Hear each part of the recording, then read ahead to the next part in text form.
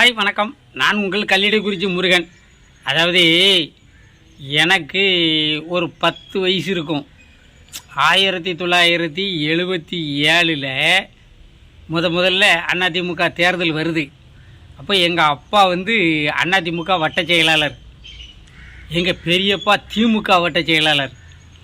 அண்ணன் தம்பிக்குள்ள கடும் போட்டி. அப்போது திமுக ரொம்ப பிரமாண்டமாக இருந்த நேரம். கருணாநிதி வேற முதல்வர். எம்ஜிஆர் போஸ்டரெல்லாம் கிழிக்காங்க. அப்போ நான் எங்கள் பெரியப்பா கட்சி. ஏன்னா 10 வயசுலே நமக்கு இந்த பழக்கம் இருந்ததுனால பெரியப்பா வீட்டில் அந்த வியாபாரம்.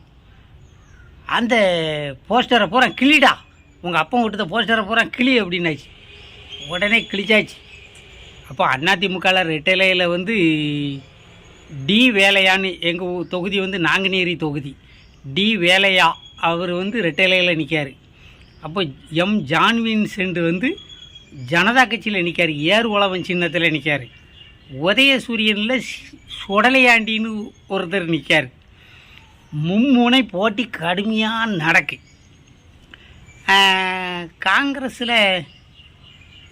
காங்கிரஸில் யாரோ சரியாக எனக்கு ஞாபகம் இல்லை. பசுங்கன்று சின்னம் அப்போ இருந்துச்சு, பசுவும் கன்றும்.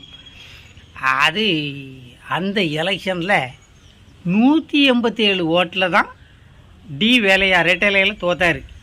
187 ஓட்டு வித்தியாசத்தில் ஜான்வின்சென்ட் ஏர் உழவன் சின்னத்தில் ஜனதா கட்சியில் வெற்றி பெற்றுட்டார்.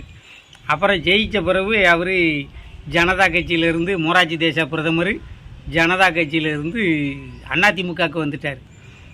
அதிமுகவுக்கு வந்தவர் 77 தேர்தலில் ஏர் உழவன் சின்னத்தில் நின்று ஜெயித்தார். 80 தேர்தலில் ரெட்டைலையில் நின்று ஜெயித்தார். 84 தேர்தல்லையும் ரெட்டைலையில் நின்று ஜெயித்தார். அப்புறம் அந்த 88 தேர்தல் அதில் தான் கொஞ்சம் பிரச்சனையாகி போச்சு. அதில் இந்த ஒய்எஸ்எம் யூசுப்பு அவர் நின்னார். இப்படி அதிமுகவில் இவங்க ஜான்வின்சென்ட் நின்னாங்க. அந்த ரெட்டை புறா சேவல் சின்னம், சேவல் சின்னத்தில் கருணாகரனும் ஜான்வின்சென்ட் நிற்கலை.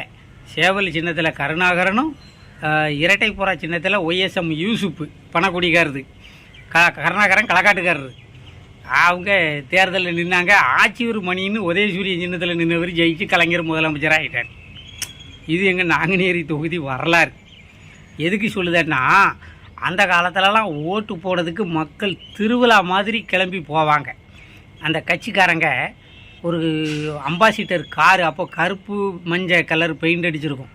அந்த காரை கொண்டு கட்சிக்காரங்களை அவங்கவுங்க கட்சிக்காரங்களை கூட்டிகிட்டு போவாங்க ஓட்டு கேன்வாஸ் பண்ணதுக்கு.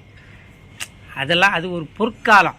வேட்பாளர் 10 பைசா செலவழிக்க மாட்டார். வேட்பாளர் ஓட்டு கேட்டு வர்றதுக்கே அந்தந்த வட்ட செயலாளர்கள் காசு போட்டு தான் கூட்டிகிட்டு வரணும். போஸ்டர் மட்டும் வேட்பாளர் செலவு. போஸ்டர் தெருவாக ஆனால் போஸ்டர் விட்டுது செலவே பெரிய அமௌண்ட் ஆயிரும். சிவகாலசி லித்தோ ப்ரெஸ்ஸில் அடித்து வரும் சும்மா பலான்னு. அது ஒரு காலம். வேட்பாளர் வராருன்னா நாங்கள்லாம் விசில் அடிச்சுக்கிட்டு எந்த வேட்பாளர் வந்தாலும் பின்னாலேயே ஓடுவோம்.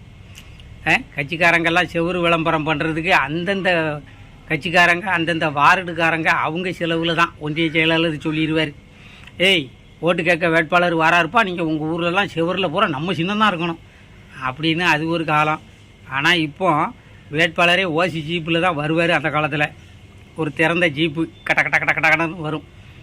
இப்போ அப்படி இல்லையா? இப்போ வேட்பாளர் போகிற காரே 1.5 கோடி ரூபா 2 கோடி ரூபா கார்லலாம் வேட்பாளர் போகிறாரு. அரசியல் எவ்வளோ மாற்றம் வந்துட்டேனே. எல்லாம் மாற்றம் தான்.